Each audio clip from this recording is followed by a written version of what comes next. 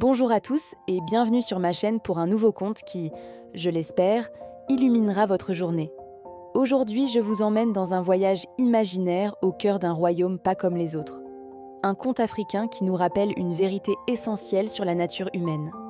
Alors, installez-vous confortablement et laissez-vous porter par la magie des mots. Il était une fois, dans une contrée lointaine et verdoyante, un royaume merveilleux connu sous le nom de Royaume des Lanternes Vivantes. Dans ce lieu enchanté, chaque être humain naissait avec un don extraordinaire.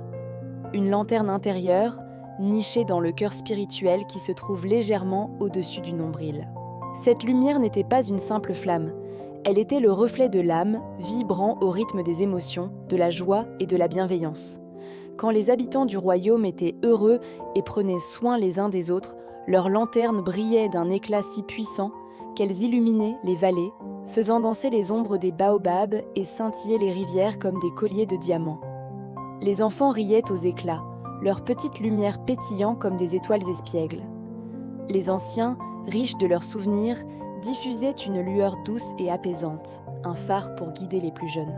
Les gestes de gentillesse, un sourire partagé, une main tendue, un repas offert, tout cela était le combustible de ces flammes intérieures.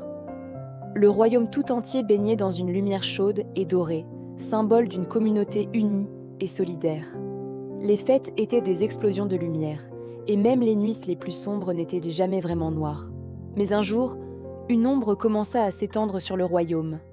Ce n'est pas une ombre venue du ciel, mais une ombre née dans le cœur des gens. Peu à peu, l'indifférence s'installa. Les sourires se firent rares, les mains ne se tendaient en plus, et les portes se fermaient. Chacun commença à ne penser qu'à sa propre lumière, oubliant que celle-ci ne pouvait briller seule. La méfiance remplaça la confiance, et les paroles aimables furent remplacées par des murmures et des critiques. Le terrible phénomène commença alors. Une à une, les lanternes se mirent à vaciller. Leur éclat puissant devint une lueur fragile, puis une simple étincelle, avant de s'éteindre complètement, laissant un vide froid dans la poitrine des gens. Le royaume, autrefois si lumineux, fut plongé dans une pénombre triste et inquiétante. Les couleurs semblaient s'être effacées, les rires s'étaient tus. Les habitants erraient, comme des ombres, le cœur lourd et éteint. Au milieu de cette obscurité grandissante vivait une jeune fille nommée Amina. Orpheline depuis son plus jeune âge, elle n'avait jamais connu la chaleur d'une famille, mais elle portait en elle un souvenir précieux, celui de la lumière éclatante du royaume d'autrefois. Sa propre lanterne, bien que faible, luttait encore pour ne pas s'éteindre. Elle était minuscule, une petite flamme tremblotante, mais elle était là. Amina se sentait seule, mais elle refusait de céder au désespoir qui semblait avoir englouti tout le monde. Un soir de grand froid, alors que la pénombre était plus épaisse que jamais, Amina vit un vieil homme grelottant au coin d'une rue.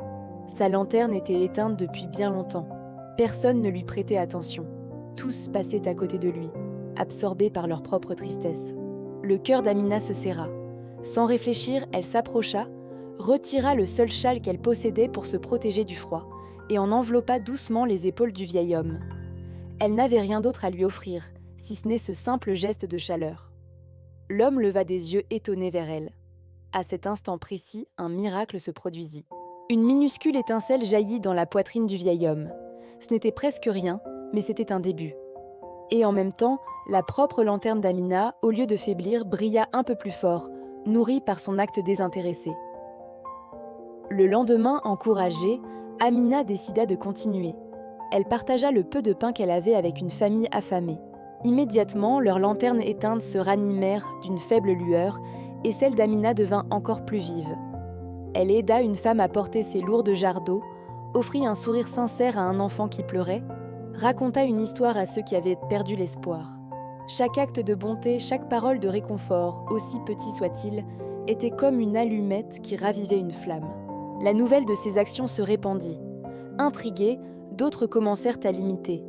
Un homme aida son voisin à réparer son toit, et leurs 2 lanternes se mirent à briller. Des enfants partagèrent leurs jouets, et une cascade de petites lumières se mit à danser. Un effet domino de bienveillance se propagea à travers le royaume. L'amour et l'entraide, que l'on croyait perdus, renaissèrent de leurs cendres. En quelques semaines, le royaume des lanternes vivantes retrouva sa splendeur d'antan. Les vallées étaient de nouveau inondées d'une lumière dorée, encore plus brillante qu'avant, car elle était née de l'obscurité. Amina, la petite orpheline, se tenait au milieu de cette mer de lumière, sa propre lanterne rayonnant d'un éclat pur et puissant. Elle n'avait pas agi pour faire briller sa propre flamme, mais en donnant sans compter, elle avait reçu au centuple. Ce conte nous laisse une morale simple mais profonde.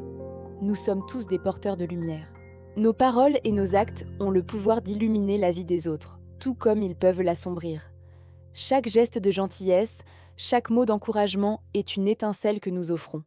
Et la magie, c'est qu'en nourrissant la lumière des autres, nous ravivons aussi la nôtre. Ne sous-estimons jamais le pouvoir d'un simple acte d'amour désintéressé. Il peut rallumer un cœur et parfois même tout un royaume. Merci beaucoup d'avoir écouté cette histoire. J'espère qu'elle vous a plu et qu'elle vous inspirera. À bientôt.